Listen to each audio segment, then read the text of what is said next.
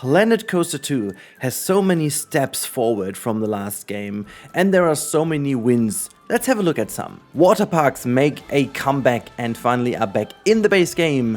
That is so good for all the fans of Roller Coaster Tycoon 3 Soaked. The water in the pools and the animations of guests swimming is just amazing. The choice of flumes and slides is really good for a base game. In general, the amount of flat rides is absolutely great in the game. And let's speak about coasters. There are over 60 coasters in the game. That is absolutely amazing. The new VFX pieces, and there are quite some of them, are really looking fantastic. Wild to say as a Planet player, but pathing is now a big win in this game. Changing to a full day cycle, including seasons, is a mega win and makes the game so much better. Having rain and weather is also a big win. And the scenery pieces for a base game are ridiculously great. Guess their appearance and their animations have become much better again. The new lighting is just absurdly chef kiss. Pictures are much smoother now thanks to the camera and improved smoothing. And individually theming rides and coasters is mega great. Now it's kind of funny that I made this video already before I released the big whys on Friday. Now here we are sitting with the many wins in Planet Coaster 2. And I want to take the time now for the rest of the video to go a bit deeper into why I hesitated to bring out this video first, because I just wanted to wait for the reactions, and they were, quite frankly, exactly what I expected to a certain extent. But the reason why I'm putting this in here is just because I want to, create balance. I want to create balance between potential negativity and the potential wins, because this game has so much potential and so many wins that it feels almost illegal to have all these other concerns, which some of you already started to kind of vocalize in the comments. But I really want to focus now on talking about the great things that this game brings, and because of those, and they are so strong, I am very certain that we are in for a great game in the future. The thing is, Frontier needs to really make use of these wins. There are a lot of wins I had in my list at the beginning of the video that are somewhat just very untouched in the game. Now, let's start with potentially, for me personally, the biggest win of this game, and I would really love to play more with it, but the game just doesn't allow me because, well, we don't have control over it. But the fact that we have actual seasons in the game makes me so happy. The way they changed to a full day and night cycle with people actually coming into the park and leaving the park, for me personally, was the core issue of the first game, why there was no room for big improvement of the simulation. And speaking of simulation, I found the careers actually quite interesting. They are kind of easy for many people, but I found them very nice, very good narrated, like very well narrated, and fun to do. And I also think that the way the game now offers a day and night cycle plays into that quite a lot. But also, if you're like an endless game player who wants to play eventually with the simulation aspects on, this is a huge win, because now you can do so. And this is where I'm saying they don't really make the most use of it, because now another great thing about this game, with the seasons comes weather. And at the moment we have got 3 different types of weather impacts. We've got rain, which unfortunately is at this point only a visible kind of thing, kind of an atmospheric thing. It comes in 2 extents, like light rain, which almost causes no real change in the environment other than some slight rain noises and some people putting out some umbrellas. And then we've got heavy rain, which equals to the normal rain effect, which is even not as strong as it used to be in Planet Zoo, but it's very distinguishable rain. Now, these two said, they do at least the visible effect will also come with the fact that people will search for shelter more, so rides that will be indoors will be more favored over those who are outdoors at least, so that's kind of cool. But you could do much more with it, having quicker downtime of coasters or so, which I'm sure will be coming in the future, so that's a very cool thing. But we also have sun as sunburns for our guests, so you need to give them shades actually, or sunscreen as well. But also they have wind in the game now, which I didn't find to have any impact as of now, but it's interesting. We've got 2, actually I think it's 3 wind phases. I was able to find 3. Now we've got the normal daytime where there is no impact of any weather.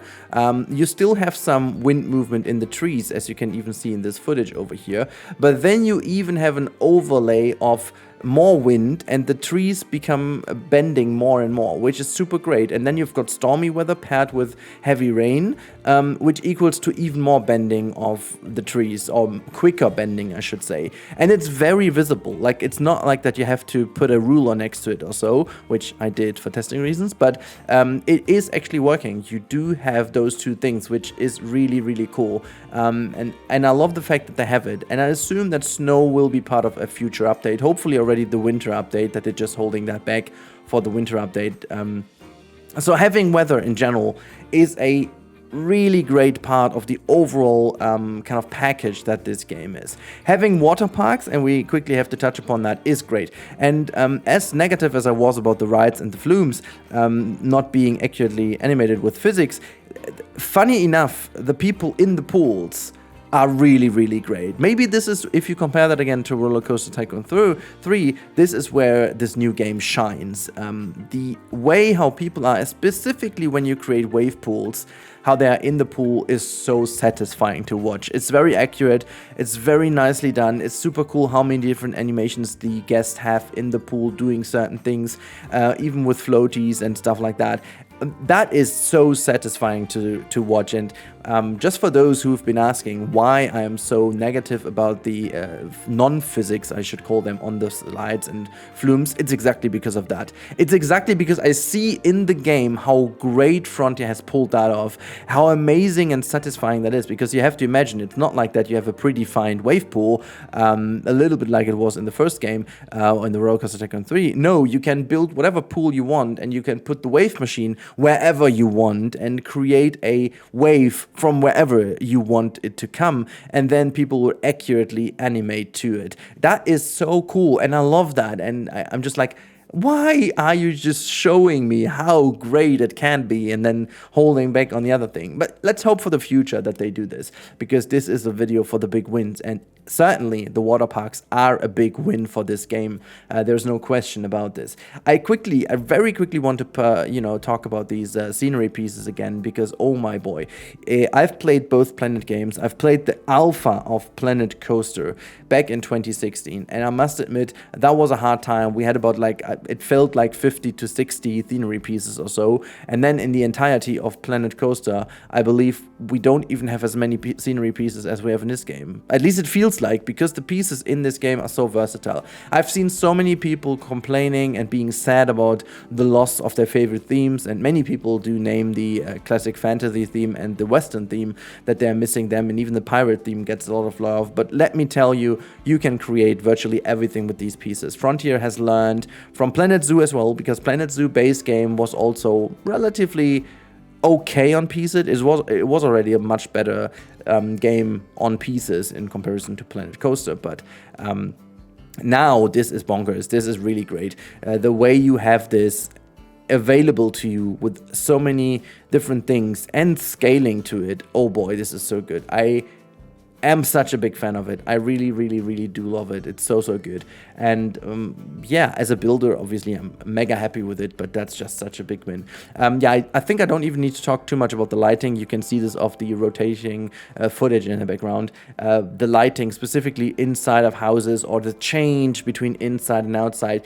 Yes, there is a slight delay in the fading, and maybe they're going to fix this, but even though I love how this game looks now, this is the craziest improvement over the first game, and I am so happy. And just a little nod to those who've been saying I'm so negative. I'm the one who held up the flag of this being graphically so much better than the old game. I know that Sylph and the lady and everyone was like, hey dude, what are you even seeing? This game doesn't look that much better. And then I even made a video telling you guys, just wait for it. It's not about the pieces or the graphics in the style, it is all about the lighting. And seeing that in game now, it changes everything. It's the way sun impacts the build, shadows work, the way indoors work, the way when a coaster goes below a bridge works and has these change of dynamic lighting. Oh my god, I could talk the entire video about lighting, how great it is. And again, one of these big wins. And then this is just so good, and I can't wait to build some dark rides with it, and it's so good. Having smoother coasters is also amazing. I'm just like a little bit confused to why certain hiccups are still in the builder, but you can build much better coasters in this game.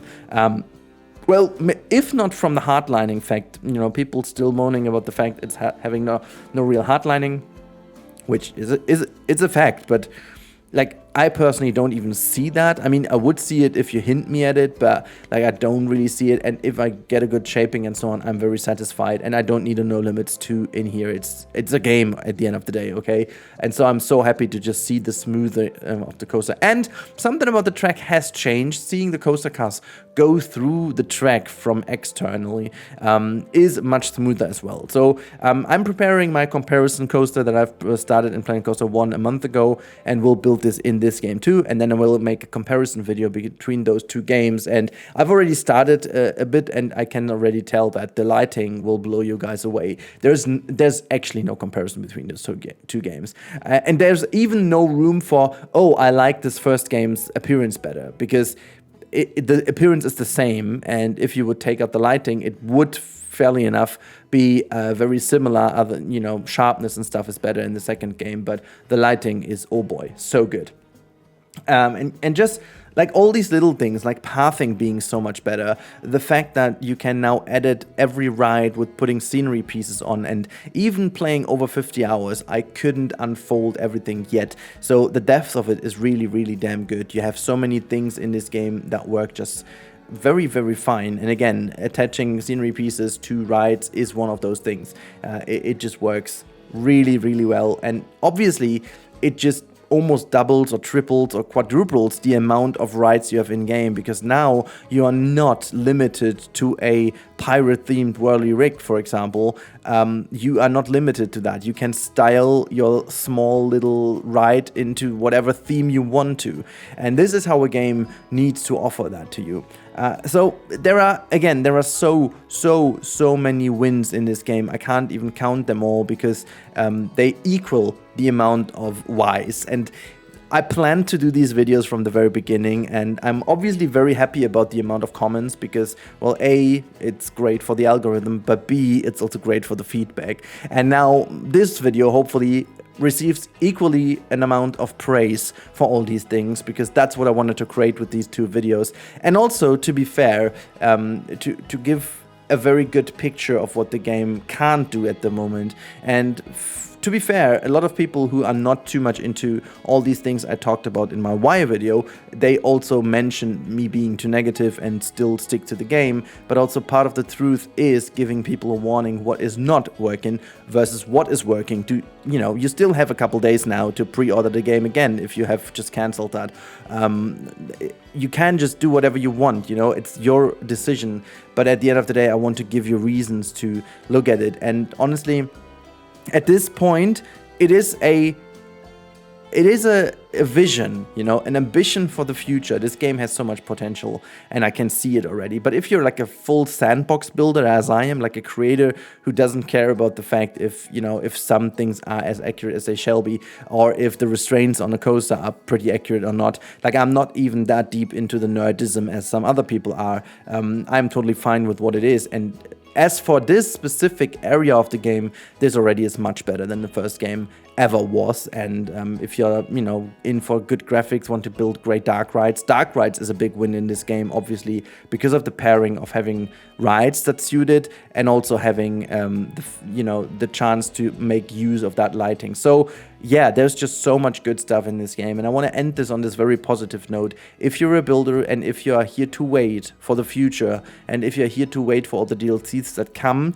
this game will be amazing eventually. So yeah, that's all I wanted to say while we see the moonwalking guest for the 4th time now. I really like that. Now, wishing you guys a wonderful time. Make sure to check out all the other videos out. I've got a bunch of videos planned ahead for the upcoming weeks, as you can imagine. There is obviously already a build for the slides and for the pool, which is the Blizzard Beach build, and there is obviously going to come more of this park you're looking at right now. The Hanseatic Dreamland will continue on a Monday and throughout the coming week before we go into a bit more of a normal schedule. Can't wait to share that all with you. Have a wonderful time, and don't forget to subscribe if you haven't already. Help me reach these 100K this year. Thank you so much. Have a good time, and goodbye. Stay safe.